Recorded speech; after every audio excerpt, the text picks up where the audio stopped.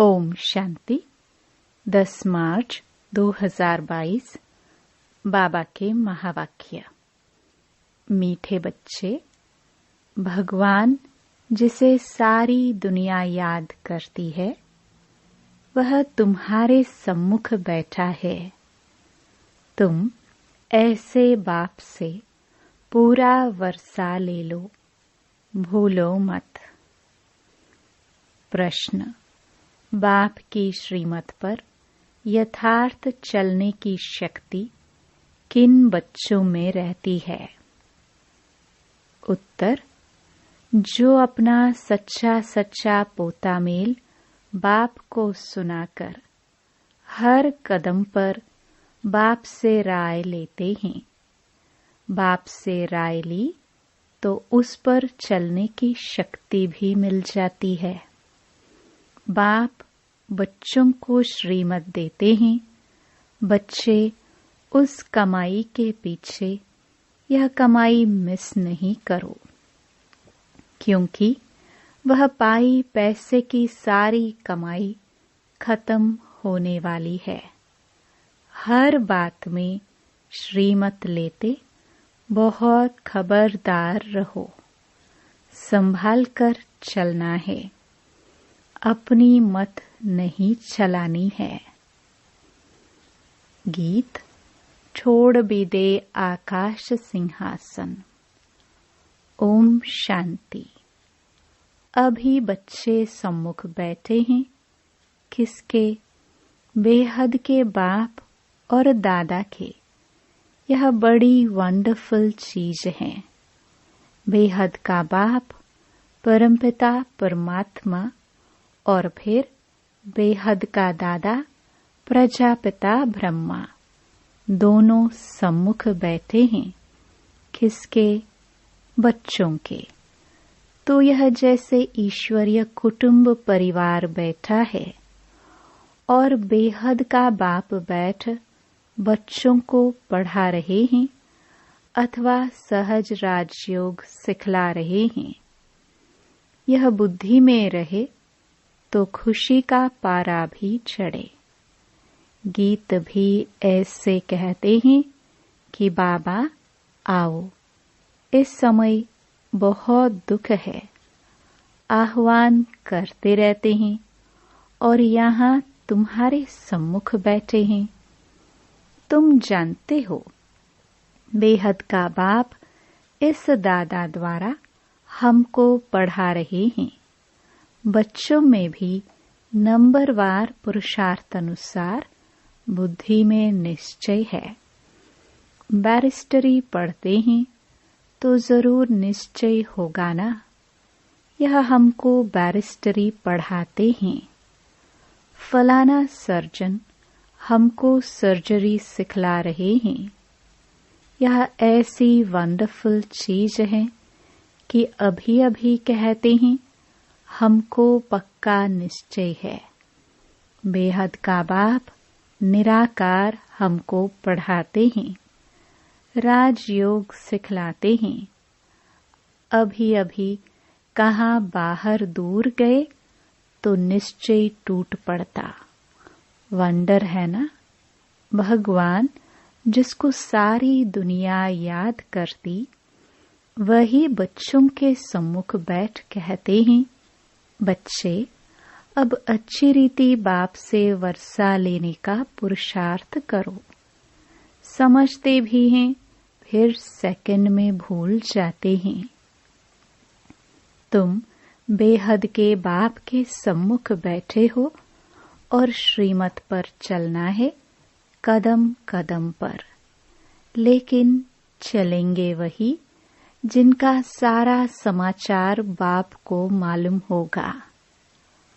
बच्चों की रहनी करनी आदि का पूरा समाचार बाप के पास आना चाहिए, तो बाप को भी मालूम पड़े और उस रीति फिर समय प्रति समय राय देते रहें। कदम कदम पर श्रीमत लेनी पड़े। यह है गॉड फादरली यूनिवर्सिटी। इसमें अच्छी रीति पढ़ना है। ऐसे नहीं आज पढ़ा, फिर कब कोई काम पड़ा तो पढ़ाई मिस कर दी। वह सब काम हैं पाई पैसे के। इस दुनिया में मनुष्य जो भी कमाई करते हैं वह कोई रहने वाली नहीं है, सब खत्म हो जाने वाली है। बाप कमाते हैं बच्चों के लिए, समझते हैं पुत्र पोत्रे पर पोत्रे खाते रहेंगे। फिर बच्चा जब बाप बनेंगे तो वह अपने बच्चों के लिए कोशिश करेंगे। अब तो विनाश सामने खड़ा है, तो बाप को जब बच्चों के पोतामेल का मालूम पड़े तब तो मत दे। कदम कदम पर पूछना पड़ता है, ऐसे नहीं कोई विकर्म हो जाए। यह है बेहद का घर। बाप ऐसे बैठ समझाते हैं जैसे हूबहू हद के घर में लौकिक बाप समझाते हैं। सब बच्चे जानते हैं हम ब्राह्मण हैं। कोई से पूछो भगवान तुम्हारा क्या लगता है तो कहेंगे वह तो सबका बाप है। फिर पूछो वह कहाँ रहते हैं तो कह देंगे सर्वव्यापी है। बेहद के बाप को नहीं जानते। तुम बच्चे अभी बाप को यथार्थ रीति जानते हो तो तुम्हें दैवी मत पर चलना है। बाप आए हैं देवी देवता बनाने के लिए। कदम कदम श्रीमत पर चलना पड़े। पंडे लोग यात्रा पर ले जाते हैं तो खबरदार करते रहते हैं, कहते हैं संभल कर चलो। ऐसे भी बहुत हैं जो तीर्थों आदि की नहीं मानते हैं। तीर्थ माना भक्ति, तीर्थ को ना माना गोया भक्ति को ही नहीं माना। भक्ति मार्ग आधा कल्प चलता है। भगवान की खोज करते रहते हैं, बहुत भावना रखते हैं, शिव के आगे बहुत जाते हैं, समझते हैं भगवान का दीदार हो जाए, यह है भावना। फिर साक्षात्कार हो जाता है तो बहुत खुश हो जाते हैं, समझते हैं हमको भगवान मिल गया, कृष्ण मिल गया, हनुमान मिल गया, बस अब तो हमारी मुक्ति हो गई। परंतु मुक्ति तो कोई की होती नहीं। अब बाप अच्छी रीति बैठ समझाते हैं, मीठे बच्चे अब एक तो सबको बाप का परिचय दो। इस समय सब निधन के हैं, तुम भी निधन के थे। अब बाप द्वारा तुम सब कुछ समझते जाते हो। कहते हैं ना हम नीच पापी हैं। भला ऐसा नीच किसने बनाया? किसको भी मालूम नहीं है। कोई भी अपने को मूर्ख नहीं समझते हैं। यह ड्रामा अनादि बना हुआ है, सबको नीचे जाना ही है, भ्रष्टाचारी बनना ही है। तो यह ख्याल करना चाहिए कि हम भगवान की फैमिली हैं।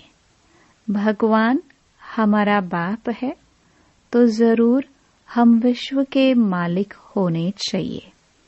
फिर हमारी ऐसी दुर्गति क्यों हुई है, यह किसकी भी बुद्धि नहीं चलती है।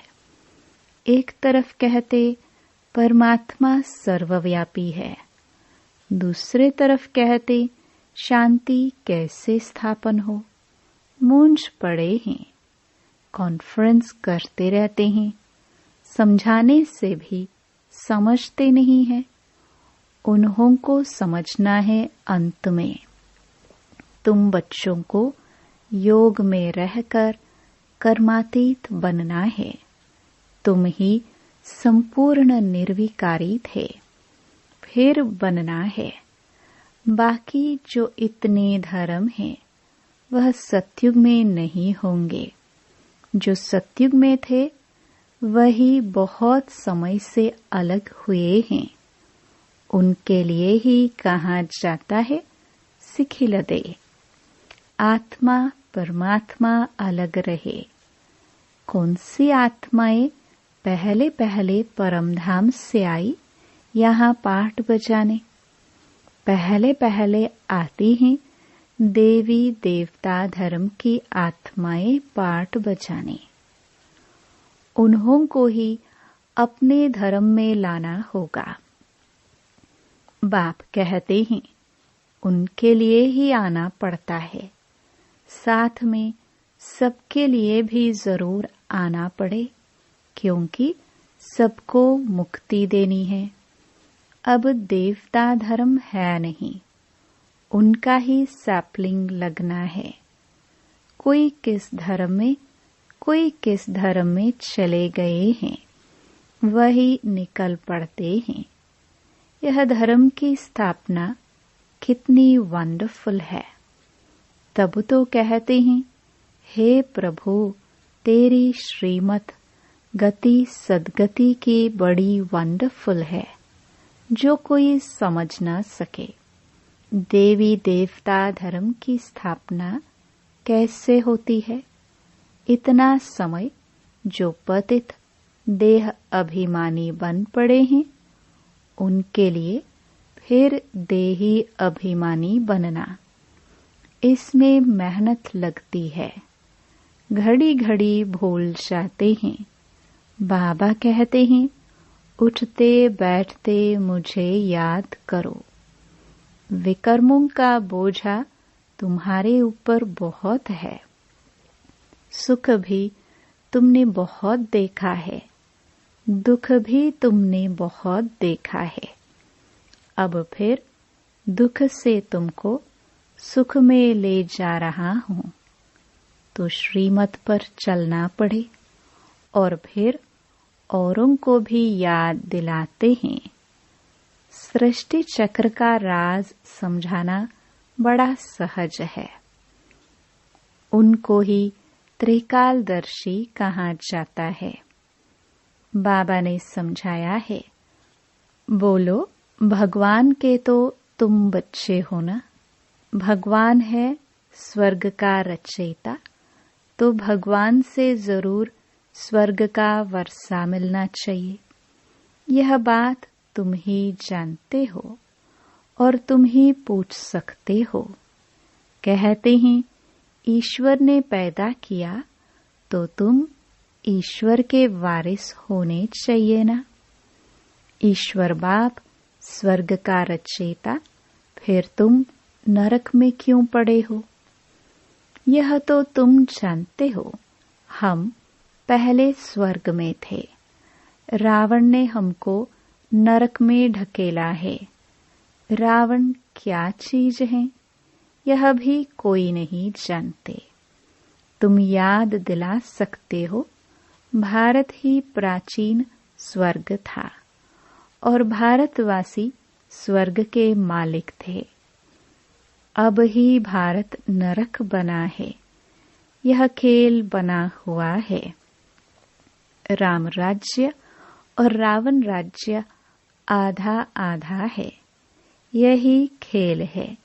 फिर उनके बीच में क्या होता है, वह भी डिटेल बैठ समझाते हैं। कोई कोई बच्चे निश्चय बुद्धि हैं, जो समझते हैं हम बाप के सामने बैठे हैं। बाबा त्रिनेत्री त्रिकालदर्शी है, त्रिमूर्ति है।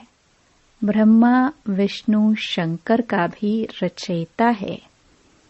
त्रिमूर्ति शिव के बदले त्रिमूर्ति ब्रह्मा का नाम रख दिया है। अब त्रिमूर्ति का रचयिता ब्रह्मा कैसे हो सकता? गाते भी हैं ब्रह्मा द्वारा स्थापना, शंकर द्वारा विनाश, तो रचयिता जरूर कोई दूसरा होगा। इतनी छोटी बात को भी कोई समझते नहीं है। शिव बाबा ब्रह्मा द्वारा स्वर्ग का वर्षा देंगे और क्या देंगे? विष्णुपुरी कौन स्थापन करते हैं? बाप विष्णुपुरी अर्थात लक्ष्मी नारायण का राज्य स्थापन कर रहे हैं। यह भी किसको मालूम नहीं है। विष्णु का अलग चित्र बनाए, उनको नर नारायण कहते हैं, और लक्ष्मी नारायण का फिर अलग अलग बना दिया है। चित्र कैसे वंडरफुल बना हुआ है। तुम बच्चों को प्रदर्शनी में समझाना होता है। प्रदर्शनी हो और बच्चे अपने ही धंधे में लगे रहे तो थोड़े ही समझेंगे कि इसने बाबा को पहचाना है। बाप समझ जाते हैं। यह खुद ही पूरा समझा हुआ नहीं है, तब तो सर्विस पर नहीं भागते हैं। नहीं तो झट सर्विस पर भागना चाहिए। अंधों की लाठी न बने तो गोया खुद ही अंधे हैं। बाबा को जानते नहीं। किसको कहना थोड़े होता है कि तुम सर्विस पर जाओ। आप ही आना चाहिए। बाबा हम सर्विस पर जा सकते हैं। आप परमिशन दो। बाबा जानते हैं कौन कौन सर्विस कर सकते हैं। ऐसा कोई लिखता नहीं है कि बाबा हम रेडी हैं। मनुष्य को कौड़ी से हीरे जैसा बनाना है। अगर 10, 20, 50 रुपया नहीं कमाया तो क्या हुआ? बहुतों का कल्याण करना है, परंतु पूरी पहचान नहीं। कोटों में कोई जानते हैं। हमारे पास भी थोड़े बच्चे हैं सर्विसेबल, जिनको टेलीग्राम करके बुलाना पड़ता है। आप ही नहीं कहते हैं बाबा हम तैयार हैं। बाबा देखते हैं किसको सर्विस का शौक है। मनुष्य जो जानवर मिसल बन पड़े हैं, उनको देवता बनाना है। तुम बच्चों को निरहंकारी बनना है। हेड में तो बड़ी नम्रता चाहिए। बाप कितना निरहंकारी है। कोई कोई बच्चों में बहुत अहंकार है। जैसा कर्म मैं करूंगी, मुझे देख और भी करेंगे। उसका दंड उनकी अवस्था गिर पड़ेगी। बाबा कहते हैं बच्चे तुम्हें सब कुछ अपने हाथ से करना है। बाबा कैसे साधारण रीति से पढ़ाते हैं। मनुष्य तो समझते हैं वह सर्वशक्तिमान है, क्या नहीं कर सकते हैं। परंतु बाबा कहते हैं मुझे तो सर्वेंट बनकर आना पड़ता है। कहते भी हैं हे ज्ञान के सागर पतित पावन आओ, सुख के सागर आओ, आकर हम पतितों को पावन बनाओ। बाप को आकर ऐसी सर्विस करनी पड़ती है। कहाँ आकर रहना पड़ता है। कैसे कैसे विघ्न पड़ते हैं। लाखा भवन को आग लगाते थे। सभी प्रैक्टिकल में हो रहा है। बाबा तो सारे पाठ को जानते हैं, हम नहीं जानते। बाप कहते हैं मुझे आना पड़ता है। भगवान खुद कहते हैं मुझे गाली खानी पड़ती है। सबसे जास्ती गाली मैं ही खाता हूँ। भक्ति मार्ग में भी गाली ही देते हैं। 3 पैर पृथ्वी के भी नहीं मिलते, फिर भी कितना निरहंकारी पने से पाठ बजा रहे हैं। मम्मा बाबा बच्चों को सिखलाने के लिए सब कुछ करते हैं। कितना नीचे उतरना पड़ता है। पतितों को पावन बनाना है। मोत पलिती कपड़ों को धोना है तो धोबी भी हैं, सोनार भी हैं। सबको गला गला कर सच्चा सोना बनाते हैं। अच्छा, मीठे मीठे सिखिलदे बच्चों प्रति माता पिता बाप दादा का याद प्यार और गुड मॉर्निंग। रूहानी बाप की रूहानी बच्चों को नमस्ते। धारणा के लिए मुख्य सार। पहला, बाप समान निरहंकारी नम्रचित बनना है। अपनी सेवा अपने हाथ से करनी है। किसी भी बात में अहंकार नहीं दिखाना है। दूसरा, सर्विस के लिए सदा तैयार रहना है। सर्विस के लिए स्वयं को आपे ही ऑफर करना है। कौड़ी जैसे मनुष्यों को हीरे जैसा बनाने की सेवा करनी है। वरदान, संपन्नता के आधार पर संतुष्टता का अनुभव करने वाले सदा तृप्त आत्मा भव। जो सदा भरपूर व संपन्न रहते हैं वे तृप्त होते हैं। चाहे कोई कितना भी असंतुष्ट करने की परिस्थितियां उनके आगे लाए, लेकिन संपन्न तृप्त आत्मा असंतुष्ट करने वाले को भी संतुष्टता का गुण सहयोग के रूप में देगी। ऐसी आत्मा ही रहमदिल बन शुभ भावना और शुभ कामना द्वारा उनको भी परिवर्तन करने का प्रयत्न करेगी। रूहानी रॉयल आत्मा का यही श्रेष्ठ कर्म है।